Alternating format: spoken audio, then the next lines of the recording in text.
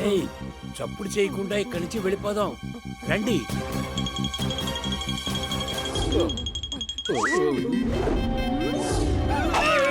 భయపడకండి, నేను మిమ్మల్ని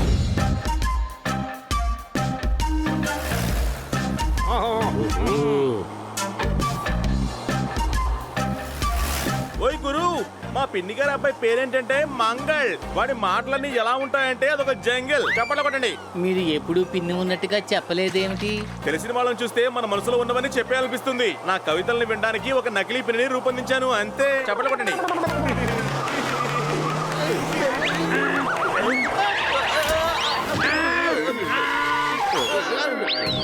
అరే ఎర్రమూతి కోతన్నా, ఇక్కడ మా జోర్దార్ అన్న కూర్చొని ఉండాలి.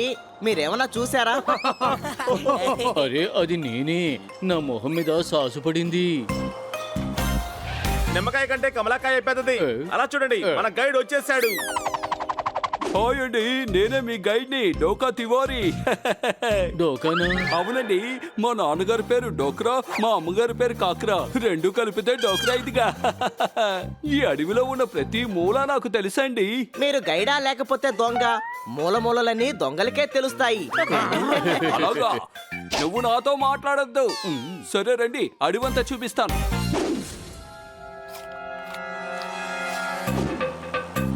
అదిగోండి, అలా చూడండి డైనోసార్. ఎక్కడుంది డైనోసార్? ఒకప్పుడు ఉండేది 10,000 సంవత్సరాల క్రితం. మేమేటైతే చూస్తున్నామో అది అటే వచ్చింది. ఈ పక్క డైనోసార్ ఉందా? అయితే పారిపోతాను. ఇటువైపు చూడండి, బ్లూ వేల్. బ్లూ వేల్ ఎక్కడా? ఇక్కడ నుంచి 1000 కిలోమీటర్ల దూరంలో ఉన్న సముద్రంలో ఉంది. ఈ గైడు మనల్ని మిస్గైడ్ చేస్తున్నాడు. మనం ఇంతవరకు చూసిన మృగం ఏదైనా ఉందంటే అది ఈ గైడే.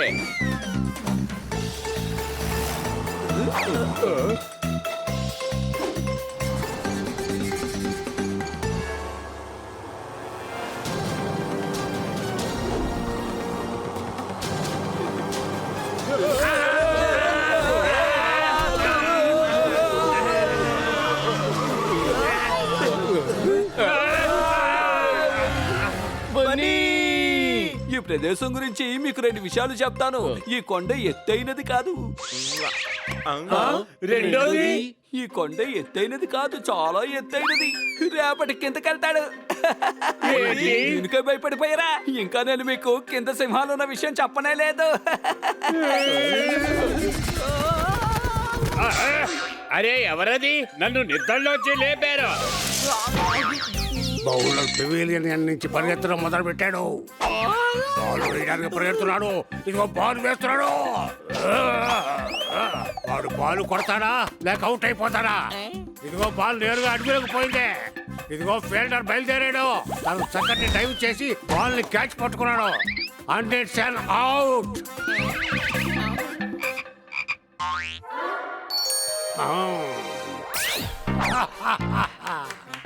వావ్, ఎలా చేశావు? అది నీటి, ఇది నాటి. అరే, నీ టీ తాగుతుంటే ఎంత బాగుంది.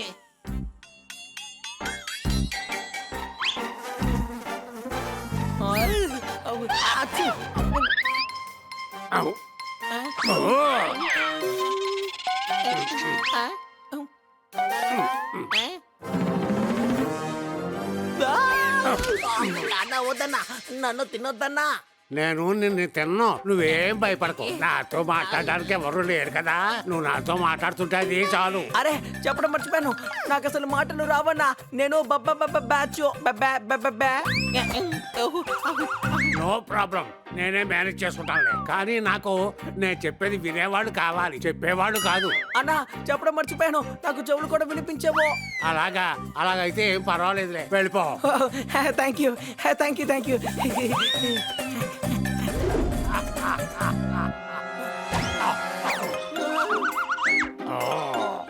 నేను వెళ్ళమని చెప్పింది నీకు ఎలా కనపడింది? నేను తెలుగు తక్కువ అని అనుకుంటున్నావా?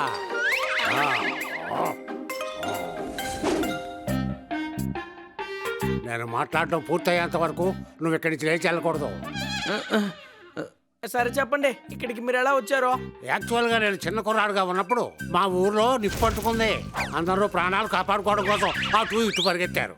అలాగా, అప్పుడెక్కడికి వచ్చారా? లేదు లేదు తమ్ముడు, అప్పుడు మంటలు ఆగిపోయాయి. ఆ తర్వాత గ్రౌండ్ లో క్రికెట్ కూడా ఆడాను.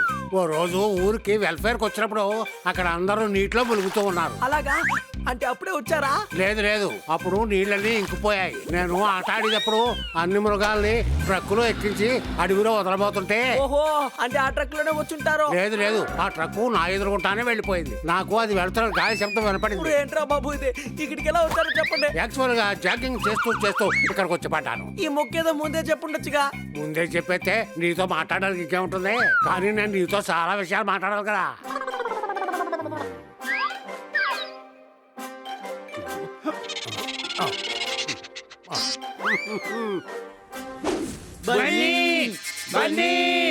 వాడు మన పక్కన ఉన్నప్పుడే మన మాట వినడు, దూరంగా ఉన్నాడు కదా ఇంకేం వింటాడు? మీరేం దిగులు పడకండి. అడవిలో ఉన్న సింహాలన్నింటికి మేము ఒక చిప్ అమర్చాం. వాటి సహాయంతో సింహాలు ఎక్కడున్నాయో మనకు తెలుస్తుంది. బన్నీ లొకేషన్ మనకి తెలిసిపోతుంది.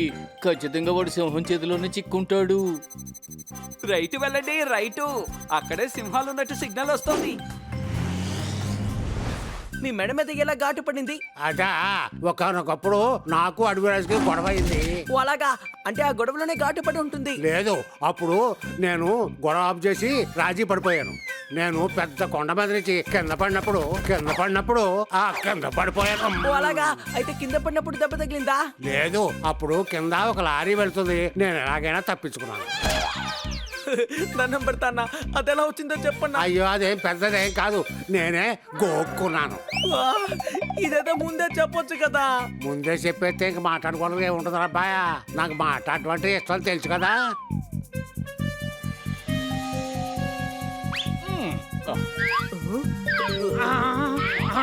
చూడండి, సింహం ఇక్కడే ఎక్కడో ఉండుంటుంది. మీరు రాయి మీద కూర్చున్నారు కదా, దాని వెనక కూడా ఉండుండొచ్చు. నువ్వు చెట్టు వెనక దాక్కున్నావు కదా, ఆ చెట్టు మీద కూడా ఉండుండొచ్చు. అరే, ఈ సింహం ఇంతకీ ఎక్కడుందండి? చుడుగురు, నా కవితను విను. అరే, ఇది కవిత చెప్పే సమయం కాదు. ముందు ఆ సింహాన్ని వెతకాలి. మీరు నోరు మూసుకోండి.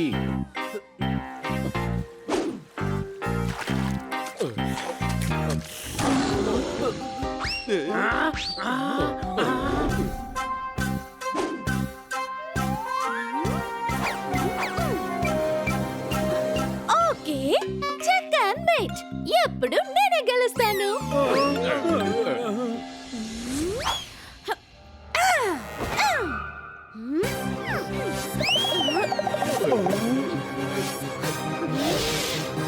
ఓకే, మళ్ళీ నేనే ఫస్ట్ వచ్చాను. ఇక సెకండ్ నేనే, థర్డ్ కూడా నేనే.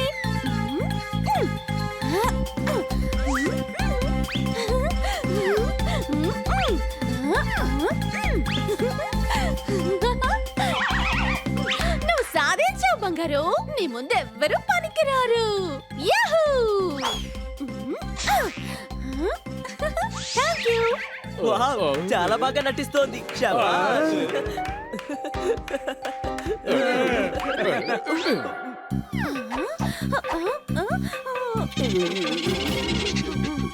ఏయ్, చప్పుడు చేయకుండా ఇక్కడి నుంచి వెళ్ళిపోదాం రండి.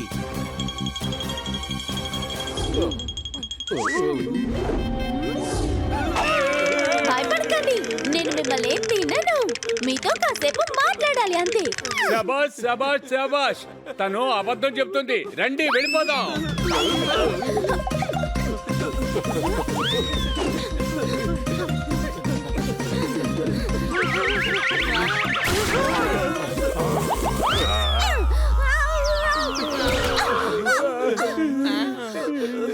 చిన్నోడా, మమ్మల్ని ఈ ఆడసింహం నుంచి కాపాడు. సింహం అన్న, ఆడసింహం మా ఫ్రెండ్స్ వెనుక పడింది. మమ్మల్ని కాపాడవా?